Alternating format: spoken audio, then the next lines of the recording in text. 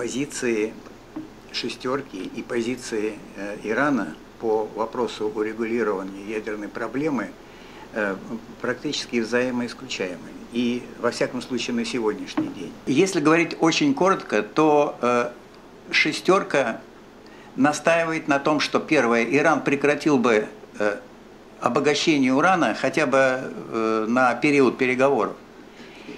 И второе, то, чтобы, но это уже в основном западные участники «шестерки», говорят о том, что Иран должен вообще закрыть свой завод по переработке урана в Фордоу. И, конечно, иранцы, безусловно, на это не пойдут. В обмен на какие-то уступки «шестерка» сейчас, вот на данный момент, предлагает некоторые послабления в экономических, точнее финансовых санкциях, которые введены. Я имею в виду возможность, дать Ирану возможность закупать, вернее, продавать нефть за золото. Вот именно в золотом плане «шестерка» хочет немножко сделать послабление. Иран, насколько мы знаем, за последнее время просто провел пиар-акцию, пропагандистскую кампанию буквально накануне встречи. Первое. Вдруг было объявлено, что иранские геологи обнаружили в стране огромные запасы урановой руды. Это первое. Второе. Вот на днях тоже было объявлено, что Иран уже нашел места расположения для будущих 16 атомных электростанций. Здесь я скажу, что в планах, в грандиозных планах Ирана строительство 20 ядерных блоков.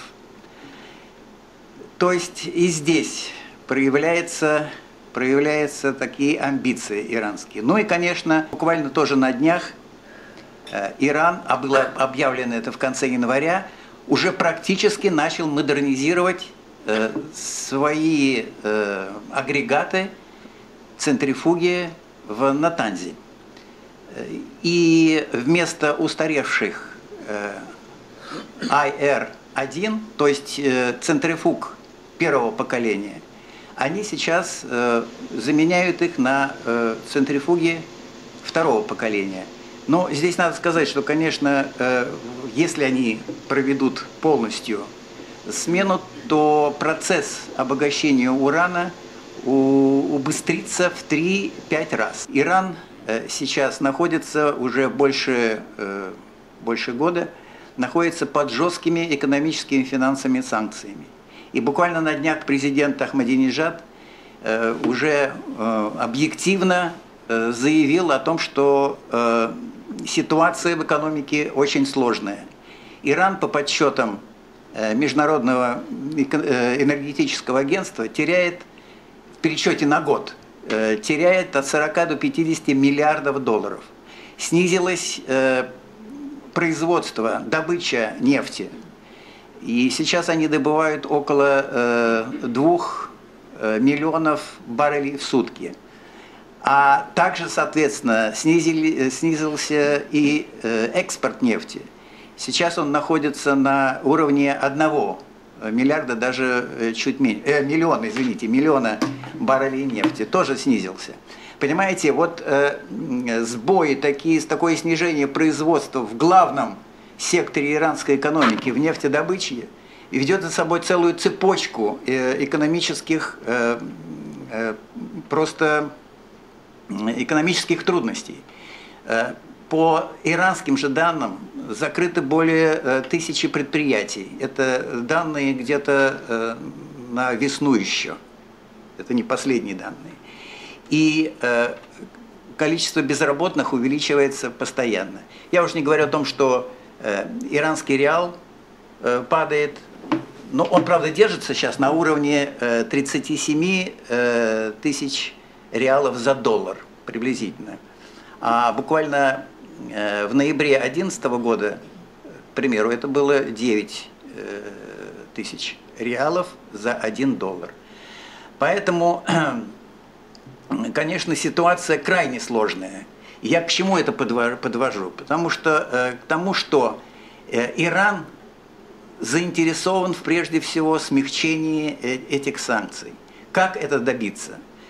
Ну, шестерка совершенно реалистично говорит, давайте решать иранские ядерные вопросы, и тогда будет будут послабления и в санкционных мерах. Я неоднократно повторял и говорю, что на данный момент прекрасный есть план. План нашего министра иностранных дел Сергея Лаврова, который называется «Степ-бай-степ», то есть постепенное решение иранской ядерной проблемы. Как я это понимаю? Значит, на одном листе пишутся требования к Ирану, на другом листе пишутся санкции.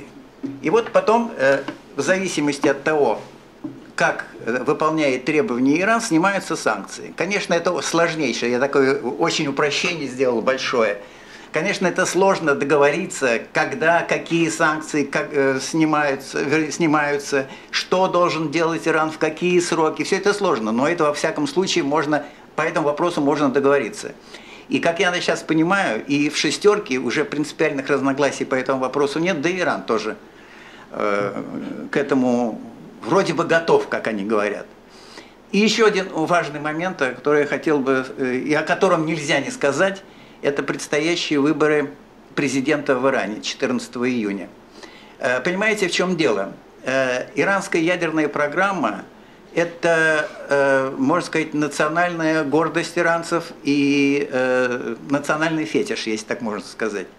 Поэтому, конечно, сейчас